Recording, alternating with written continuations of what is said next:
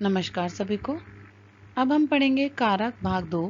इससे पहले वाले वीडियो में हमने कारक भाग 1 पढ़ा, जिसमें हमने कारक की परिभाषा, सभी कारकों का सामान्य अध्ययन किया और उसके बाद में कारक प्रथम विभक्ति और द्वितीय विभक्ति अर्थात कर्ता कारक और कर्म कारक को हमने विस्तृत अध्ययन के साथ समझा। अब इस वीडियो में अन्य कारक को हम और अन्य विभक्तियों के साथ में उनके संबंध को भली प्रकार से समझेंगे। संस्कृत में कारक 6 हैं, ये हमने देखा है पहले भी पुराने वीडियो में। कर्तृकारकम, कर्म कारकम, करण कारकम, संप्रदान कारकम, अपादान कारकम और अधिकरण कारकम। यहाँ हम कर्तृकारकम और कर्म कारकम को प्रथम वीडियो में देख चुके हैं। हम अब समय बात कर रहे हैं करण कारकम की अर्थात तृतीया विभक्ति की। तृतीया विभक्ति जिसकी सहायता से कार्य किया जाता है उसे तृतीया विभक्ति होती है।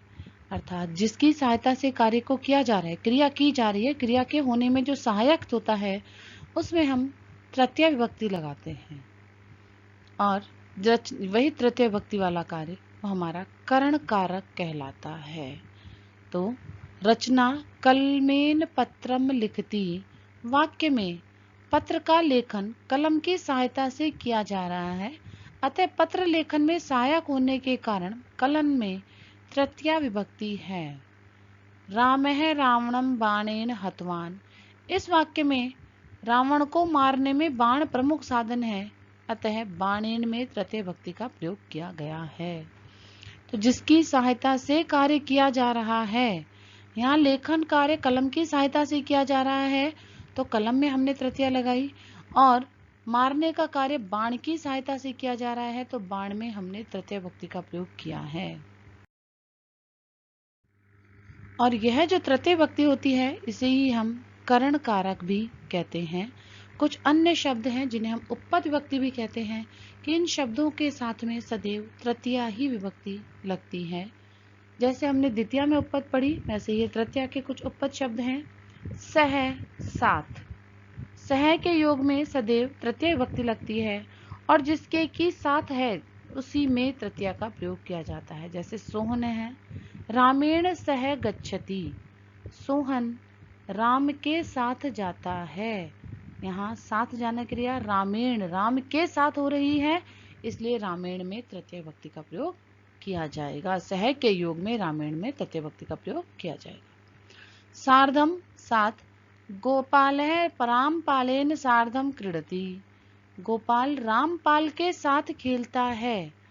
तो जिसके साथ खेलता है उसी के अंदर तृतीय विभक्ति होगी, तो रामपाल के साथ खेलता है इसलिए उसमें तृतीय विभक्ति है। और खेलने का कार्य स्वयं गोपाल कर रहा है तो वह करता है और उसमें यहाँ पर प्रथम विभक्ति है। सदृशम, समान, सीताया मुखम चंद्रेण सदृशम अस्ति, सीता का मुख चंद्रमा के समान है। किसके समान है? सदृशम शब्द जिसके लिए प्रयोग किया जा रहा है चंद्रेण, जिसके साथ तुलना की जा रही है चंद्रेण, इसलिए उसमें तृतीय विभक्ति होगी। सीताया मुखम चंद्रेण सदृशम अस्ति। समम, साथ, भोजनेन समम जलम पिब, भोजन के साथ जल पियो।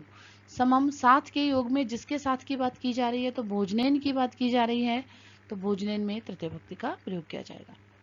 समय है, समान, भोजः पराक्रमे विक्रमेण समय आसीत, भोज पराक्रम में विक्रमेण विक्रम के समान ही था।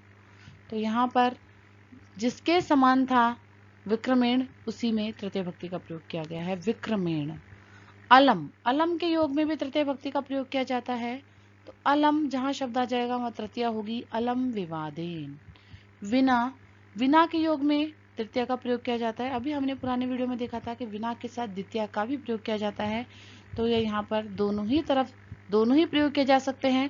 द्वितीया भी सही है और तृतीया भी सही है, क्योंकि विना के योग में द्वितीया, तृतीया और पंचमी तीनों का प्रयोग किया जाता है। तीनों में से किसी को भी लगाने पर वाक्य समान अर्थ देता है और वह बिल्कुल सही होता है।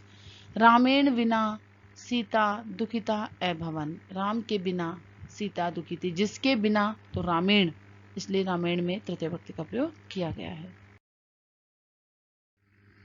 जिस अंग में कोई विकार प्रदर्शित करना हो उस अंगवाची शब्द में तृतीया विभक्ति होती है। कि शारीरिक किसी अंग में हमें विकार दिखाना हो तो जिस अंग में विकार दिखाना है उसमें ही तृतीया होगी। जैसे देवदत्त है नेत्रेण काणे अस्ति, देवदत्त नेत्र के द्वारा काणा है। अश्व है पादेन खंजय अस्ति, अश्व एक पैर से खंज है अर्थात टूटा हुआ है। इस प्रकार जिस अंग में विकार है उसी में तृतीया का हमने प्रयोग किया है। फल प्राप्ति या कार्य की पूर्णता के अर्थ में समय की निरंतरता का बोध कराने के लिए भी शब्दों में तृतीया होती है। कि फल प्राप्ति या कार्य की पूर्णता या समय की जब निरंतरता बताई जाती है तो तृतीया होती है। जैसे राम है सप्ताहेन पुस्तकम समाप्तवान, राम के द्वारा राम ने सप्ताहेन सप्ताह के अंदर ही पुस्तकम समाप्तवान पुस्तक समाप्त की। बाल है सप्तमी दिवसे निरोगः जातः, बाल बच्चा 7 दिनों में निरोग हो जाएगा। मतलब समय की पूर्ण निरंतरता, पूरा सप्ताह की बात या पूरे 7 दिनों की बात या पूरे 1 मास की बात की जा रही है, तो वहां पे निरंतरता का बोध कराने के लिए उन समय के अंदर भी समयवाची शब्दों में भी तृतीय विभक्ति का प्रयोग किया जाता है। पृथक, विना तथा नाना के योग में द्वितीया, तृतीया और पंचमी में से कोई भी एक लगती है। जैसा हमने अभी बताया कि विना के साथ में द्वितीया, तृतीया, पंचमी लगती है, उसी प्रकार नाना शब्द भी है, उसके साथ भी द्वितीया, तृतीया और पंचमी तीनों में से कोई भी विभक्ति लगाई जा सकती है। जैसे जलम, जलेन, जलात, तीनों जलम में द्वितीया लगाई है हमने, जलेन में तृतीया और जलात में पंचमी, तीनों में से कोई भी प्रयोग किया जा सकता है। वा विना न को अपि जीवितुम शक्यते, जल के बिना कोई भी जीवित रहने में समर्थ नहीं है। इस वाक्य का यही अर्थ है कि जल के बिना कोई जीवन रहने में समर्थ नहीं है, लेकिन यहाँ जल में तीनों ही लगाई जा सकती है। या तो जलम बोला जा सकता है या जलेन या जलात, तीनों स्थिति में यह सही है क्योंकि विना के योग में तीनों लगती हैं। ईश्वरम, ईश्वरेण, ईश्वरात् वा पृथक न कोऽपि अस्मान् रक्षितुम समर्थ है। ईश्वर, ईश्वरेण और ईश्वरात्, द्वितीया, तृतीया और पंचमी तीनों में से कोई भी लगाई जा सकती है। वा के योग में लगाई गई है ये। पृथक न कोऽपि अस्मान् रक्षितुम समर्थ है, पृथक के योग में बताई गई है कि तीनों में से कोई भी एक हम प्रयोग कर सकते हैं। कि पृथक के साथ में हम चाहे ईश्वरम पृथक बोल सकते हैं, ईश्वरेण पृथक बोल सकते हैं या ईश्वरात् पृथक बोल सकते हैं। तीनों में से कोई भी प्रयोग की जा सकती है और सबका अर्थ एक ही है कि ईश्वर से पृथक हमारी रक्षा करने में कोई समर्थ नहीं है। विद्या, विद्या, विद्या वा नाना न सुखम, विद्याम द्वितीय विभक्ति, विद्या तृतीया और विद्यायाः पंचमी विभक्ति है।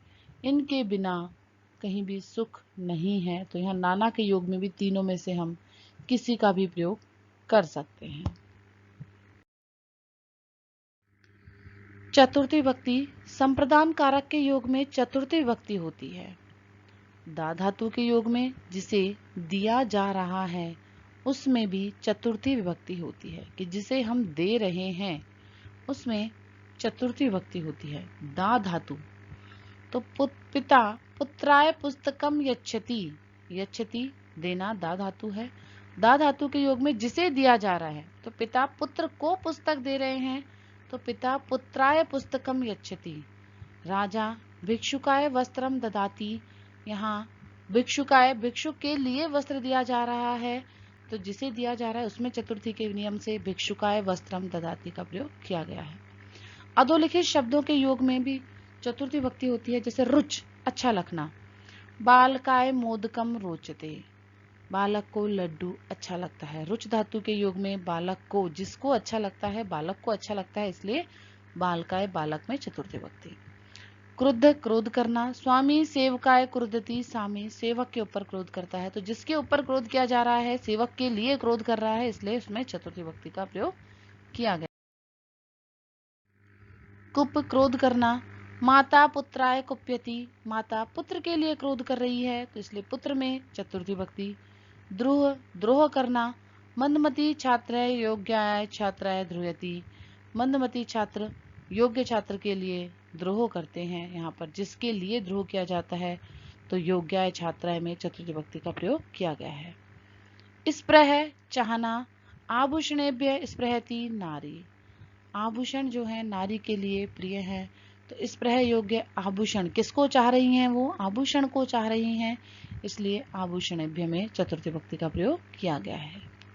ईर्ष्या करना, दुर्योधन अर्जुनाय ईर्ष्यति, दुर्योधन अर्जुन से ईर्ष्या कर रहा है। ईर्ष्या करना के योग में जिससे ईर्ष्या की जा रही है अर्जुन से की जा रही है, इसलिए अर्जुनाय अर्जुन में चतुर्थी विभक्ति का हमने प्रयोग किया है। असूय निंदा करना, धनहीन है धनिकाय असूयति, धनहीन व्यक्ति धनिक की निंदा करता है, तो जिसकी निंदा की जा रही है धनिकाय, तो धनिकाय के अंदर चतुर्थी विभक्ति का प्रयोग किया गया है। नमः नमस्कार, नमस्कार करने में चतुर्थी विभक्ति होती है, और जिसको नमस्कार किया जा रहा है उसमें चतुर्थी होती है, तो गुरुवे नमः, गुरु के लिए नमस्कार है। स्वस्ति, जिसका अर्थ होता है कल्याण हो, उसके योग में भी चतुर्थी होती है, और जिनके कल्याण की कामना की जा रही है उसमें चतुर्थी होती है, तो स्वस्ति प्राणिभ्य है, प्राणियों का कल्याण हो, यहाँ चतुर्थी विभक्ति का प्रयोग किया गया है। स्वधा, पितरों को जल देना, तो जिनके लिए दिया जा रहा है तो पितृभ्य है, पितरों के लिए दिया जा रहा है, इसलिए पितरों को जल देना, पितृभ्य में चतुर्थी विभक्ति का प्रयोग किया गया है। स्वाहा, समर्पित करना, जिसके लिए स्वाहा, जिसके लिए समर्पित किया जा रहा है, अग्ने स्वाहा, इसलिए अग्ने में भी स्वाहा के योग में चतुर्थी विभक्ति है। नि उपसर्ग विद धातु, निवेदन करना जब अर्थ आता है तब भी चतुर्थी होती है। सह गुरुवे निवेदयति, जिसको निवेदन कर रहा है, गुरु को कर रहा है, इसलिए गुरुवे निवेदयति चतुर्थी विभक्ति का प्रयोग किया गया है। पंचमी विभक्ति, अपादान कारक में पंचमी विभक्ति होती है, जिसे नियम पूर्वक पढ़ा जाए उसमें पंचमी विभक्ति होती है। यथा अहम गुरोः संस्कृतम पठामि, मैं गुरु से संस्कृत पढ़ता हूँ। नियम पूर्वक पढ़ा जाए मतलब एक निश्चित नियम हो जहाँ, वहाँ पंचमी का प्रयोग किया जाता है। जहाँ से कोई वस्तु उत्पन्न होती है उसमें पंचमी विभक्ति होती है, तो जहाँ से उत्पन्न हो रही है उस स्थान से, क्योंकि वो वहां से अलग हो रही है, उत्पन्न हो रही है, उस जगह से पंचमी विभक्ति होती है। जैसे गंगा हिमालयात प्रभवती, गंगा हिमालय से बहती है, तो जहां से बह रही है हिमालयात, हिमालय से, वहां पंचमी विभक्ति का प्रयोग किया गया है। बीजात जायते वृक्ष है, बीज से वृक्ष उत्पन्न होता है, तो वृक्ष कहाँ से उत्पन्न हो रहा है, बीज से, तो उसके उत्पन्न होने वाली जगह पे पंचमी होती है बीजात। जहाँ से कोई व्यक्ति या वस्तु अलग होती है वहाँ पंचमी विभक्ति होती है। जैसे मोहन है विद्यालयात आगच्छति, मोहन विद्यालय से आता है। यहाँ मोहन आ रहा है लेकिन कहाँ से अलग होके आ रहा है, विद्यालय से, तो मोहन विद्यालय से अलग हुआ है, इसलिए विद्यालय में पंचमी विभक्ति का प्रयोग किया जाएगा, विद्यालयात पंचमी एकवचन। वृक्षात पत्राणि पतन्ति, वृक्ष से पत्ते गिरते हैं। यहाँ पत्ते गिर रहे हैं और किससे अलग हो रहे हैं, वे वृक्ष से अलग हो रहे हैं, इसलिए वृक्षात में पंचमी विभक्ति का प्रयोग किया गया है।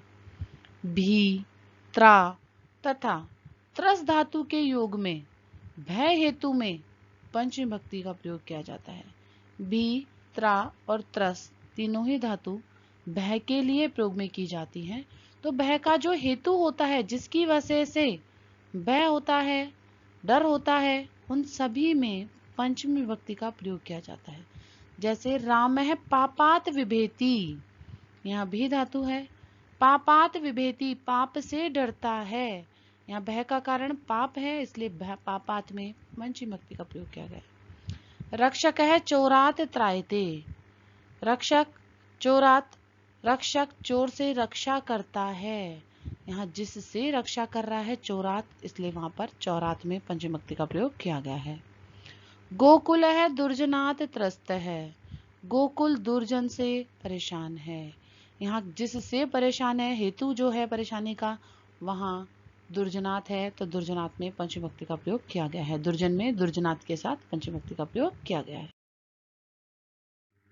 निम्न अव्ययों के योग में भी पंचमी विभक्ति होती है कि कुछ अव्यय दिए जा रहे हैं, ये अव्यय जब आ जाते हैं तो पंचमी विभक्ति का ही प्रयोग किया जाता है। जैसे ऋते, विना, ईश्वरात रते न को अपि मम रक्षक है, यहाँ रते होने से ईश्वरात में पंचमी विभक्ति का प्रयोग हुआ है। प्रवति, प्रवति के योग में से लेकर शुरू करके ततः प्रभृति सह नित्यम विद्यालयम गच्छति। यहाँ ततः में पंचमी भक्ति प्रभृति के योग से आई है, तो यहाँ पंचमी भक्ति का प्रयोग किया गया है। पृथक अलग होना, ईश्वरात् पृथक है ना अस्ति कोपि रक्षक है। पृथक के योग में ईश्वर से पंचमी भक्ति है ईश्वरात्। दूरम दूर, प्राथमिक विद्यालय ग्रामात दूरम अस्ति। जब दूर शब्द आ जाता है अव्यय का, तो ग्रामात, ग्राम में पंचमी भक्ति में है, जिससे दूर है ग्राम से, तो ग्रामात में पंचमी भक्ति का प्रयोग हुआ है। बही बाहर, मूषकः बिलात बही आगच्छत। मूषक बिल से बाहर आता है, यहाँ जिससे बाहर आ रहा है बिलात, तो बही के योग में बिल में पंचमी भक्ति आई है बिलात। आरभ्य, आरंभ करके, सोमवासरात आरंभ वृष्टि जायते। सोमवार से आरंभ करके वृष्टि हुई है, तो जिससे आरंभ हुआ है सोमवासरात, वहां पंचमी भक्ति का प्रयोग किया गया है। आरात यानी निकट, ग्रामात आरात नदी अस्ति। ग्राम के पास में नदी है, या आरात अव्यय आ जाने की वजह से ग्रामात में, ग्राम के पास में है, इसलिए ग्रामात में पंचमी भक्ति का प्रयोग किया गया है। अनंतरम, बाद में, त्वम पठनात् अनंतरम क्रीड़ा क्षेत्रम गच्छ। यहाँ अनंतरम के लिए कारण पठनात्, पढ़ने के बाद, जिसके बाद जाना है पठनात्, इसलिए पठनात् में अनंतरम के योग में पंचमी भक्ति का प्रयोग किया गया है। प्रमाद, उपेक्षा, आलस्य। प्रमाद का तात्पर्य होता है उपेक्षा या आलस्य। जहाँ प्रमाद शब्द आ जाता है वहां भी पंचमी आती है, जैसे पठनात् मां प्रमाद। यहाँ प्रमाद के योग में पढ़ने में, जिसमें उपेक्षा आलस्य नहीं है, जिसके लिए प्रयोग किया जा रहा है, तो पठनात् के लिए बोला है, पढ़ने के लिए, तो पठनात् में पंचमी भक्ति का प्रयोग किया गया है। अन्य या दूसरा, ईश्वरात् अन्य है को अपि पालकः नास्ति। या अन्य के योग में पंचमी भक्ति आई है ईश्वर में, क्योंकि ईश्वर के बारे में बात की जा रही है कि ईश्वर से अन्य कोई पालक नहीं है, तो अन्य शब्द जिसके लिए विशेषकर प्रयोग किया जा रहा है वह है ईश्वर, तो वहां अन्यात में, ईश्वरात् में पंचमी भक्ति का प्रयोग किया गया है। पूर्वम, पहले, विद्यालय गमनात् पूर्वम गृह कार्यम कुरु। यहाँ पूर्वम शब्द जिसके वाक्य में जिसके लिए बोला जा रहा है कि विद्यालय जाने से पहले, पहले किससे पहले, विद्यालय जाने से पहले, तो इसलिए वहां पर पंचमी भक्ति का प्रयोग किया गया है। बही, बाहर, बाहर निकालना, जिसकी बात की जा रही है बिलात। मुश्क है बिलात बही आगच्छत, कहाँ से बाहर आया है, बिल से आया है, इसलिए बिलात में पंचमी भक्ति है। प्राक अर्थात पहले, सोमवासरात प्राक रविवासरे भवति। सोमवार से पहले रविवार होता है, तो जिससे पहले, तो सोमवार से पहले सोमवासरात में पंचमी भक्ति का प्रयोग किया गया है। षष्ठी विभक्ति, संबंध में षष्ठी विभक्ति होती है। रामस्य पुस्तकम, कृष्णस्य ग्रामः, मृत्तिकाया घटः। निम्नलिखित शब्दों के योग में भी षष्ठी विभक्ति होती है। कृते, लिए, बालकस्य कृते जलम आनय। जहाँ कृते शब्द का प्रयोग किया जाता है वहां षष्ठी विभक्ति होती है, जिसके लिए लाया जा रहा है, तो बालकस्य कृते। हेतु, कारण, कस्य हेतु अयम उत्सव है। हेतु जिसके विषय में पूछा जा रहा है, तो कस्य, यहाँ षष्ठी विभक्ति का प्रयोग किया गया है। समक्ष है, सामने, गुरोः समक्षम असत्यम मा वद। यहाँ समक्षम जिसके समक्ष की बात की जा रही है, तो गुरोः, गुरोः में हमने षष्ठी विभक्ति का प्रयोग किया है कि गुरु के सामने असत्य मत बोलो। मध्य अर्थात बीच में, हंसनाम मध्य वकह, हंसानाम मध्य वकह न शोभते। जिसके बीच में, जिसकी बात की जा रही है, हंसा नाम, हंसों के बीच में, तो हंसा नाम में हमने षष्ठी विभक्ति का प्रयोग किया है। हंसों के बीच में बगुला अच्छा नहीं लगता। अंतः, अंदर, अतिथि गृहस्य अंतः प्रभाविष्ट है। अतिथि घर के अंदर, तो जिसके अंदर, तो गृहस्य घर के अंदर। दूरम, दूर, किम दूरम व्यवसायी नाम। व्यवसायियों के लिए, उद्यमियों के लिए क्या दूर है, तो यहाँ व्यवसायी नाम में षष्ठी विभक्ति का प्रयोग दूरम के अर्थ में, दूरम के योग में किया गया है। अनादरम, अनादर, कश्यापि अनादरम मा कुरु। किसी का भी अनादर नहीं करना चाहिए, तो यहाँ पर अनादर के योग में कश्य में षष्ठी विभक्ति का प्रयोग किया गया है। एक में एक का निश्चय करने में षष्ठी विभक्ति का, अनेक में से जब एक का निश्चय करना हो कि कई चीजें हैं, तुलना करनी है और सब में से किसी एक को श्रेष्ठ बताना है, तो षष्ठी एवं सप्तमी दोनों का प्रयोग किया जाता है। जैसे सोहन है वीराणाम वीरेशु वा महावीर अस्ति। सोहन वीरों में महावीर है। यहाँ वीराणाम और वीरेशु, अनेक वीरों से तुलना की जा रही है सोहन की, तो जिसकी जिनसे तुलना की जा रही है उनमें, या तो षष्ठी आ सकती है या सप्तमी आ सकती है। तो वीराणाम और वीरेषु षष्ठी, वीराणाम और वीरेषु सप्तमी दोनों ही हैं, दोनों में से कुछ भी प्रयोग किया जा सकता है। कवि नाम कविशु व कालिदास श्रेष्ठ है कि सभी कवियों में कालिदास श्रेष्ठ हैं। तो कालिदास की तुलना कवियों से की जा रही है, तो तुलना करने वालों में हम षष्ठी या सप्तमी कुछ भी लगा सकते हैं, कवि नाम षष्ठी या कविशु सप्तमी। अधः, नीचे अर्थ में देने वाले अधः के योग में षष्ठी का प्रयोग किया जाता है। वृक्षस्य अधः श्रमिकः सेते, वृक्ष के नीचे, जिसके नीचे हैं वृक्ष के, अर्थात वृक्षस्य में षष्ठी विभक्ति का प्रयोग किया गया है। ऊपरी, ऊपर, जिसके ऊपर, भवनस्य ऊपरी पक्षिणः सन्ति, भवन के ऊपर पक्षी हैं, तो जिसके ऊपर है तो भवनस्य में षष्ठी विभक्ति का प्रयोग किया गया है। पुरः, पुरस्ततः, सामने, गृहस्य पुरः या पुरस्ततः निम्ब वृक्षः अस्ति, घर के सामने नीम का वृक्ष है, तो जिसके सामने है घर के, तो गृहस्य में षष्ठी विभक्ति का प्रयोग किया गया है। सप्तमी विभक्ति, अधिकरण कारक में सप्तमी विभक्ति होती है। वृक्षे फलानि सन्ति, वृक्ष पर फल है। सिंहः वने वसति, सिंह वन में रहता है। यहाँ अधिकरण कारक है, इसलिए सप्तमी विभक्ति है। में अर्थ में भी सप्तमी विभक्ति है, और क्रिया का आधार है, इसलिए भी सप्तमी विभक्ति है। कर्ता का आधार है कि वृक्ष पर फल रहते हैं, यहाँ सप्तमी विभक्ति का प्रयोग किया गया है। जिसके समस्त अवयवों में कोई वस्तु व्याप्त हो, वहां सप्तमी विभक्ति होती है। जैसे तिलेषु तैलम विद्यते, तिलों में तेल है, समस्त तिलों में तेल है, उसके सभी अवयवों में तेल है, इसलिए तिलेषु में सप्तमी विभक्ति का प्रयोग किया गया है। जो कर्ता की इच्छा में विद्यमान हो, वहां सप्तमी विभक्ति होती है। रामस्य पठने अनुराग है अस्ति, राम का पढ़ने में अनुराग है, कर्ता की इच्छा है पढ़ना, इसलिए वहां सप्तमी विभक्ति का प्रयोग किया गया है, पठने। जहां एक क्रिया के अनंतर दूसरी क्रिया का होना पाया जाए, वहां भी सप्तमी होती है।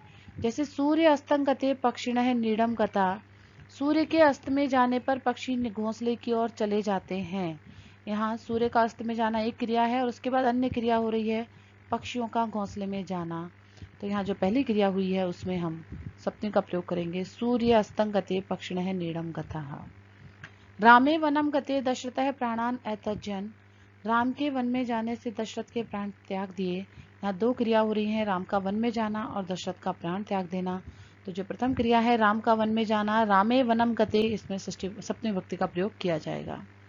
रुदती बाल के पिता विद्यालयम गते हैं, बच्चों का रोना और पिता का विद्यालय जाना, दो क्रियाएं हो रही हैं, तो प्रथम क्रिया रुदती बालके में सप्तमी विभक्ति का प्रयोग किया गया है। समूह में किसी एक की श्रेष्ठता के निर्धारण में षष्ठी और सप्तमी दोनों होती हैं। जैसे बालकेशु बाल का नाम व रमेश है श्रेष्ठ है, जब श्रेष्ठता बतानी हो अनेक में से किसी एक की, तो वहां षष्ठी या सप्तमी दोनों ही हो सकती हैं। या रमेश को श्रेष्ठ बताना है सभी बालकों में, तो बालकेशु भी कहा जा सकता है और बाल का नाम षष्ठी में भी कहा जा सकता है। पक्षिशु पक्षिणाम व काकः चतुर है, पक्षी पक्षिशु में कौवा चतुर है। वीरेशु वीराणाम व राणा प्रताप है श्रेष्ठ है, वीरों में भी राणा प्रताप श्रेष्ठ है। या वीरेशु सप्तमी या वीराणाम षष्ठी दोनों ही कहे जा सकते हैं। पशुषु पशुनाम व सिंहो राजा भवती, सभी पशुओं में शेर राजा होता है। या पशुषु और पशुनाम दोनों कहे जा सकते हैं। धावत्सु धावताम व कपिल श्रेष्ठ है, दौड़ने वालों में भी कपिल श्रेष्ठ है। यहाँ दोनों ही षष्ठी और सप्तमी कहे जा सकते हैं। निमित्त कारण अर्थ में सप्तमी विभक्ति होती है। चर्मणि मृगम हंति, निमित्त कारण अर्थ में कि किसी निमित्त कारण के लिए किसी कार्य को किया जाता है, कि मृग को मारा जा रहा है, लेकिन किस लिए, चर्मणि, चर्म के लिए मारा जा रहा है, तो वहां पर सप्तमी विभक्ति होती है।